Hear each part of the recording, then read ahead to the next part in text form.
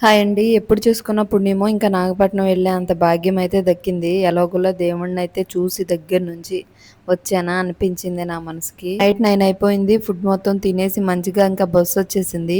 ఈ bus journey first time. కానీ డ్రైవర్‌కి కొబ్బరికాయ కొట్టి మరి దండం పెట్టొచ్చు. అంత బాగా డ్రైవింగ్ చేశాడు. నైట్ మొత్తం నిద్రపోలేదు. గుండు గుప్పెట్లో పెట్టుకొని ఉండడం అంటే ఏంటో మీనింగ్ తెలిసింది. అసలు బతికి బయట పడతానా అనిపించింది నాకు. హమ్మయ్య! బస్ దిగేసానా అనిపించింది. బ్రతికి బయట పడ్డానా నేనేనా అనిపించింది. జర్నీ మూవీ మొత్తం కనిపించింది రాత్రి మొత్తం. ఇంకా అస్సలు డ్రైవింగ్ ఏం బాలేదు అబ్బాయిది. ఇంకా ఎలాగోలా అయితే బయటకొచ్చేసాము. ఇంకా విజయవాడ ట్రైన్ కోసం వెయిట్ చేస్తున్నాము. ట్రైన్‌లోకి ఎళ్ళగానే మళ్ళీ దెబ్బ. ఫుడ్ ఏం బాలేదు. ఇంకా ఏదో అలా అలా టచ్ చేసాడు మా ఆయన అయితే.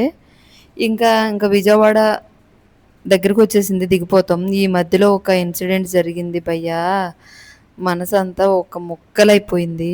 ఏదో జీవితం ఇలానే పోయిద్దా అనిపించేసింది నాకు. ఇంకా ఈ అమ్మాయి ఎక్కడికో వెళ్తుంది. ఆ అమ్మాయి కాదు, ఆ ఆంటీ వయసు. ఇంకా బ్యాగు, టాబ్లెట్స్ చేతిలోనే ఉన్నాయి. అలానే పడిపోయింది. అందరూ వీడియోస్, ఫోటోస్ తీస్తున్నారు గానీ దగ్గరికైతే వెళ్ళట్లేదు. నాకు ధైర్యం సరిపోలేదు. ఇంకా బస్సు ఎక్కైతే మచిలీపట్నం వచ్చేసాము. రాగానే కోనర్ సెంటర్‌లో టిఫిన్ చేసేసి ఇంక ఇంటికైతే చెలో జావ్. వీడియో నచ్చితే చిన్న లైక్ ఇవ్వండి అంతే.